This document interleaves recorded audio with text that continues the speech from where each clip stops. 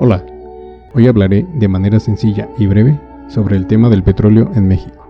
¿Alguna vez te has preguntado por qué México, siendo un país petrolero, es un país pobre? En 1892, el dictador Porfirio Díaz emitió una ley la cual otorgaba plena libertad de explotación de recursos naturales a los particulares, siendo estos dueños de las tierras y pudieran comprobar lo mismo, trayendo como consecuencia el despojo de tierras a comunidades y particulares. Para 1901, el mismo dictador emite otra ley, la cual otorgará al Estado la libertad de concesionar toda porción de tierra que pueda ser explotada a compañías extranjeras que deseen establecerse en México, eximiendo a las empresas de impuestos a la explotación de los recursos.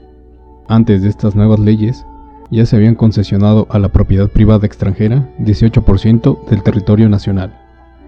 Y desgraciadamente, esta situación no solo era exclusivo para el petróleo, sino que afectaba a todo recurso natural que se encontraba en el país. Aun cuando entre 1901 y 1911 las exportaciones del petróleo iban en aumento, siendo el 80% del total exportado, las ganancias para el país eran nulas, ya que las grandes empresas no pagaban impuestos acorde a las ganancias que obtenían. Incluso en 1909 se promulga una nueva ley, la cual otorga propiedad exclusiva a los dueños del suelo, los depósitos de combustible, lo que significó la salida de los beneficios derivados de la explotación del petróleo del país hacia el extranjero. Te preguntas, ahora, si de verdad es importante ir tan atrás en la historia para responder tu primera pregunta. La respuesta sencilla es sí. ¿Por qué? Aunque entre 1912 a 1938 comenzaron los primeros movimientos políticos para sentar las bases de una nacionalización del petróleo, en ese periodo de tiempo las leyes promulgadas por el Porfiriato siguieron vigentes, acompañadas de intervencionismo del gobierno de Estados Unidos para mantener los privilegios de sus empresarios y frustrar todo intento de México por recuperar la soberanía sobre el petróleo, lo que dio como resultado que 40 años las ganancias obtenidas por el petróleo mexicano no significaran ganancias para el país en ningún momento. Pero ahora te preguntarás, ¿pero se supone que con la expropiación petrolera se recuperó la soberanía sobre el petróleo? Lo que significaría que ahora sí, las ganancias serían para el país y eso ayudaría a crecer la economía del país sacándonos de la pobreza, ¿no? Bueno, primero te diré, la expropiación fue más una nacionalización del petróleo. Esto es que, completamente, el Estado le quitaba a las empresas extranjeras no solo la propiedad sobre la tierra y el petróleo, sino que también se quedaba con toda la infraestructura de esas empresas. Eso ocasionó que los gobiernos de Estados Unidos, Gran Bretaña, Alemania e Italia exigieran indemnizaciones inmediatas. Las empresas estadounidenses comenzaron un boicot internacional al petróleo mexicano. La producción del petróleo mexicano cayó, y solo se producía el necesario para el consumo interno. Algunos historiadores señalan que de no haber estado la Segunda Guerra Mundial en su apogeo, México hubiese sido intervenido militarmente. Ahora bien, comenzó un periodo en el que México sufrió en materia económica y política como consecuencia de la nacionalización del petróleo. Entre el pago de las indemnizaciones, las sanciones económicas, la ruptura en las relaciones internacionales, el boicot económico por parte de los Estados Unidos y el intento de México por crear y fortalecer una industria petrolera capaz de competir a nivel mundial, hizo que México se encontrara en una condición vulnerable.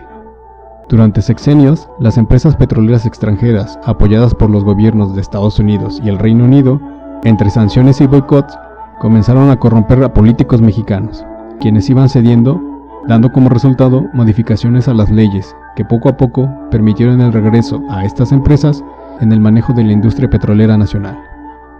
Esto permitió que nuevamente se le otorgaran concesiones a las empresas extranjeras, así como que también se les protegiera bajo contratos de riesgo, para que ellas nunca perdieran ganancias. Fue hasta 1970 cuando se dio fin a toda esta simulación política que enmascaraba la participación privada extranjera. Quizás ahora podrías pensar que por fin México podría disfrutar en plenitud de soberanía petrolera y disfrutaría de las ganancias obtenidas por la industria petrolera. Pero no es así. En 1973, en plena crisis petrolera, como consecuencia de las sanciones aplicadas de la OPEP a Estados Unidos, los precios del petróleo y la producción aumentaron. México tuvo que sustituir la producción nacional con importaciones.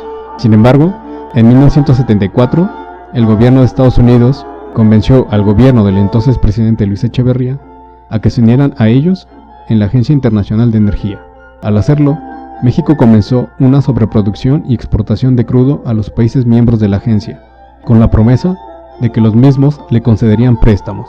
Con el dinero obtenido por la exportación del petróleo y por los préstamos otorgados por otras naciones, México comenzó a presentar un superávit. Los especialistas en materia energética le recomendaban al gobierno que era el punto correcto de dejar de exportar, enfocarse a fortalecer la industria para el consumo interno y utilizar las ganancias para impulsar el desarrollo del país en otros rubros. Y te vas a preguntar, ¿el gobierno hizo caso a estas recomendaciones? Y la respuesta es no. El gobierno decidió poner toda la carne al asador en el tema de las exportaciones. Gastó grandes cantidades de dinero en sobreexplotar los yacimientos y contrató empresas extranjeras para que descubrieran y explotaran nuevos. El gobierno cada vez pedía más préstamos para impulsar la cultura de la explotación y la exportación, lo que trajo como consecuencia una enorme deuda. Aun cuando México se convirtió en el cuarto exportador de crudo en el mundo, la situación económica del país era insostenible. La sobreproducción de petróleo abarató los precios y la economía se vino a pique, ocasionando una devaluación del peso y la fuga de capitales. Ante la imposibilidad de pagar la deuda contraída con otros países, México le vende su alma al Fondo Monetario Internacional, el cual le obliga a implementar políticas neoliberales, dejando en 1982 las bases para lo que sería para México una era de pobreza, desigualdad y corrupción. ¿Cómo afectaron las políticas neoliberales a la industria del petróleo? El primer objetivo era que el Estado dejara entrar a las empresas extranjeras, ya sea de manera directa o indirecta, dejar de producir ciertos productos derivados del petróleo y comprarlos a otras empresas. Privatización total a empresas filiales que producían derivados, ceder la comercialización externa a un grupo de empresas privadas. En este periodo se comienza un esquema empresarial que permite a Pemex tener sociedades instrumentales en paraísos fiscales y así evadir impuestos, reportar pérdidas y mantener inversiones accionarias al margen de la ley.